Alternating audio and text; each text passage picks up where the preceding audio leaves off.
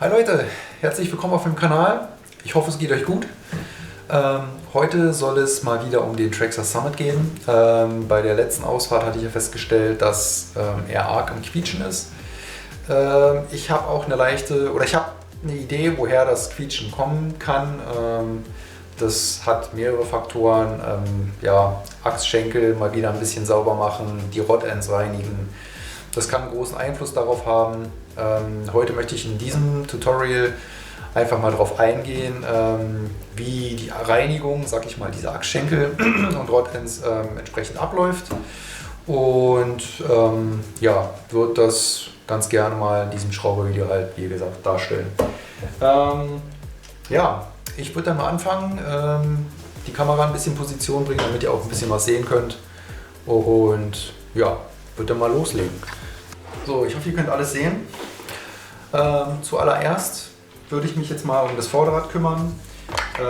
Dieses lösen wir mit dem dazugehörigen Traxxas Werkzeug zum Lösen der Radmutter. So, das geht relativ unkompliziert.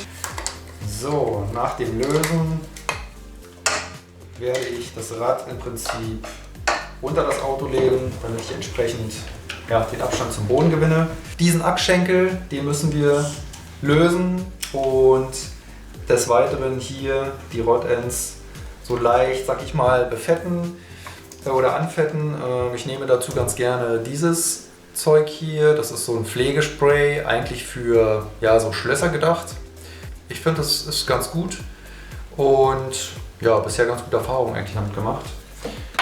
Also als erstes löse ich mal die Radaufnahme.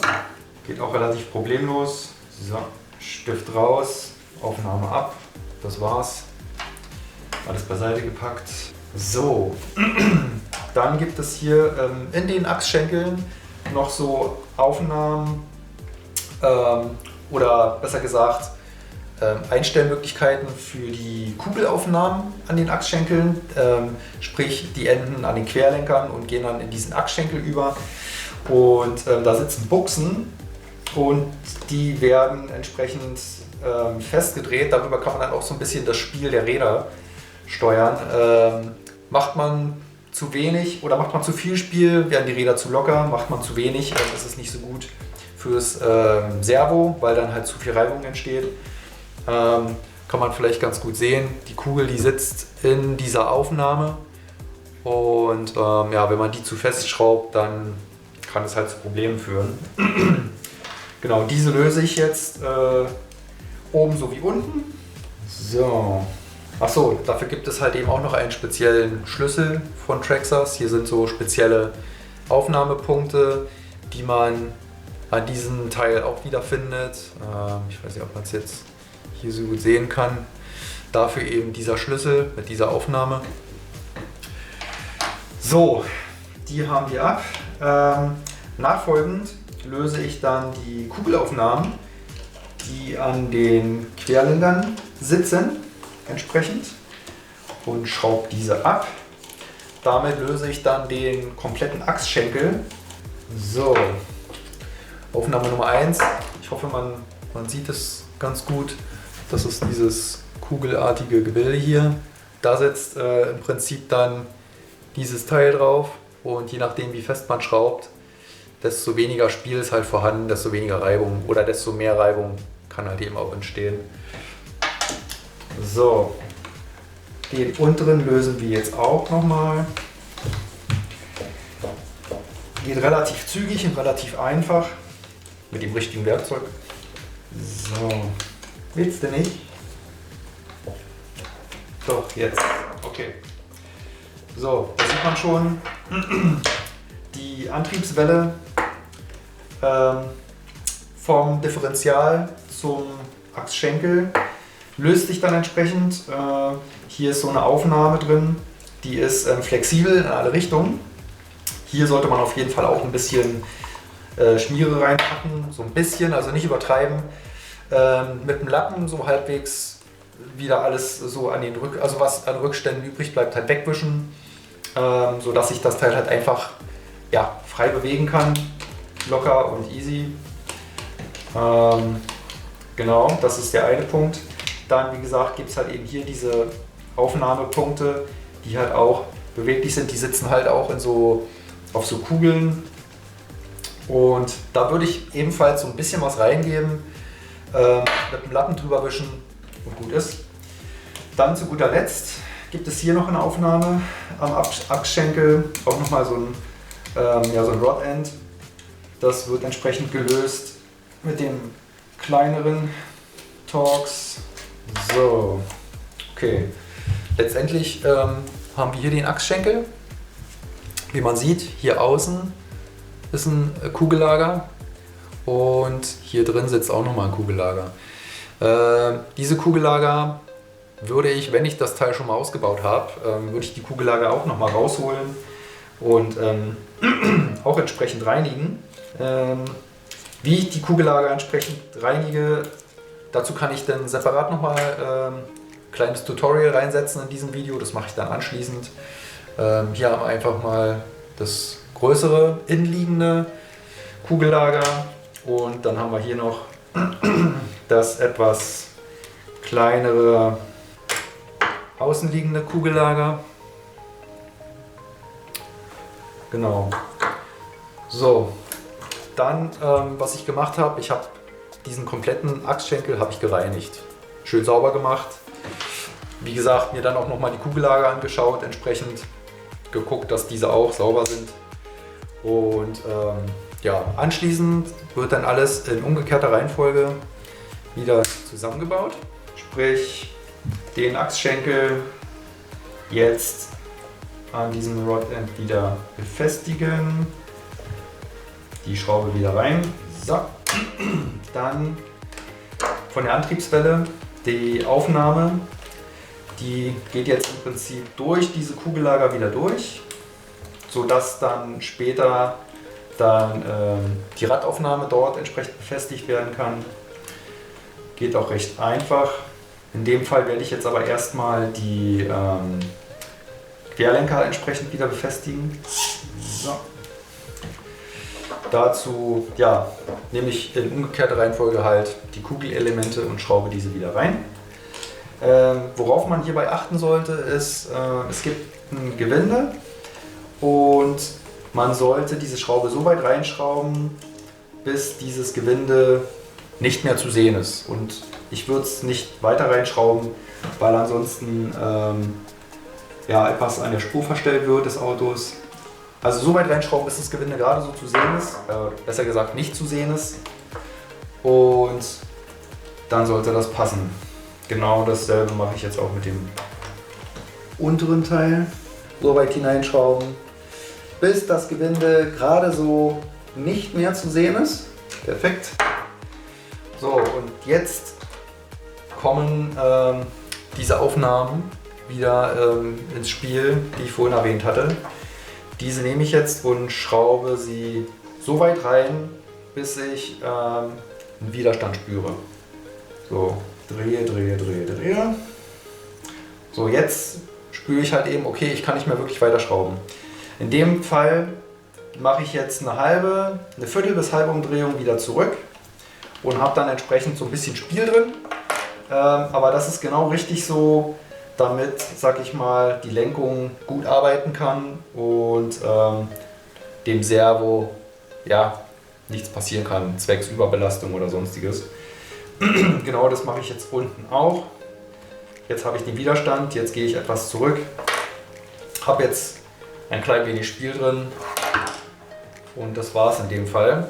Jetzt zur Radaufnahme, entsprechend wieder rauf. Ja, das war es jetzt im Prinzip fürs Vorderrad gewesen. Jetzt zack wieder rein, die Radmutter wieder drauf. Das war es im Prinzip fürs Vorderrad. Dasselbe wiederhole ich jetzt nochmal fürs Hinterrad.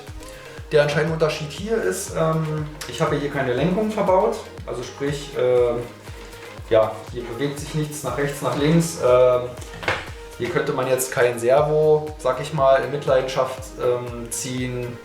Was jetzt heißt, ich drehe die Aufnahmen zu fest zu, aber genau das sollte man eben auch beachten. Genau wie vorne, dass man die Aufnahmen halt nicht zu fest dreht. Ein bisschen Spiel ist gut, wie man hier sieht. So ein bisschen Spiel ist halt da. Das ist aber nicht schlimm. Und jetzt zeige ich euch das nochmal fürs Hinterrad. Die Radhalterung ab mit einem kleinen Imbus. Zack. Das ist die Radaufnahme, das ging gut. Jetzt nehme ich wieder die Aufnahmen also die Kugelaufnahmen nehme ich jetzt raus. Ich hoffe, es ist gut zu erkennen. Genau, so, die sind raus. Wir sehen, wir haben jetzt ziemlich viel Spiel. Was ich jetzt mache, ich löse jetzt den seitlichen Rod-End, so dass ich dann den Achsschenkel entsprechend lösen kann. Jetzt nur noch die Kugelaufnahmen rausschrauben. Nummer 1 und Nummer 2. So, und jetzt kann ich den hinteren Achsschenkel auch ganz einfach abziehen. Selbes Spiel wie hier vorne. Auch hier muss sich das Teil gut bewegen können in alle Richtungen, ohne Widerstand. Wie gesagt, ganz bisschen Fett reingeben, dann mit dem Lappen durchgehen, vielleicht ein bisschen einziehen lassen, je nach Verschmutzungsgrad. Ob man jetzt vorher durch viel Sand gefahren ist oder über die Wiese, je nachdem. Das geht immer relativ schnell. Genau, auch hier das Spiel mit den Kugellagern, innen das große, außen das kleine. Wie gesagt, ich zeige dann gleich nochmal was zur Reinigung vom Kugellager. Und genau, in umgekehrter Reihenfolge bauen wir das wieder zusammen. Damit sitzt der Schenkel schon wieder am Fahrzeug und jetzt gebe ich im Prinzip die Verbindung zum Antrieb durch. Ja, das mit dem Kugellager kann schon mal ein bisschen schwergängiger sein, also sprich, dass das beim Durchschieben mit rausrutscht. Hier einfach ein bisschen, ja, mit ein bisschen Druck arbeiten. So, da haben wir es. Okay. Ja, und jetzt im Prinzip der nächste Schritt, die Kugelverbindung vom Querlenker wieder reinzuschrauben. In dem Fall beim Summit habe ich jetzt, es gibt hinten 2 Löcher, die man verwenden kann zur Verbindung. Und in dem Fall nehme ich das hintere Loch. So, schraube das Gelenk wieder rein. Wie gesagt, so weit, bis das Gewinde gerade nicht mehr zu sehen ist. Dann ist es perfekt. Und mache ich dasselbe Spiel. Auch wieder ins hintere Loch. Es gibt 2 zur Aufnahme. So, Gewinde nicht mehr zu sehen. Und hier verfahre ich dann entsprechend mit diesen Kugelaufnahmen genauso. Also ich schraube die so weit rein, bis ich einen Widerstand spüre, sozusagen ich nicht mehr weiter schrauben kann, und gebe dann eine Viertel bis halbe Umdrehung nach. So, ein bisschen Spiel vorhanden, das ist gut. Dasselbe mache ich hier unten auch. So, ich kann nicht mehr weiterschrauben. Viertel bis halbe Umdrehung zurück. Ein bisschen Spiel ist vorhanden, sehr gut. Und ach, Moment. Die Radaufnahme hätte ich jetzt fast vergessen. Die darf natürlich nicht fehlen. So, die einfach wieder raufgeschoben, geguckt, wo das Löchlein ist für den Stift. Befestigung, den wieder rein, festschrauben, fertig. Jetzt das Hinterrad wieder rauf und entsprechend die Radmutter wieder festziehen. Ja, und das war es auch eigentlich schon. Für die andere Seite wiederhole ich das dann auch. Im Prinzip jetzt nichts weiter anderes zu beachten. Danach sollte das Quietschen auf jeden Fall ja, so gut wie weg sein. Es kann natürlich sein, dass am Differential, sag ich mal, auch noch was sein kann, was verdreckt ist, was man reinigen müsste. Wenn das der Fall ist, würde ich eventuell beim nächsten Fall mal so tief einsteigen. Ansonsten war es das jetzt erstmal mit dem Video. Ich hoffe, das Video hat euch gefallen.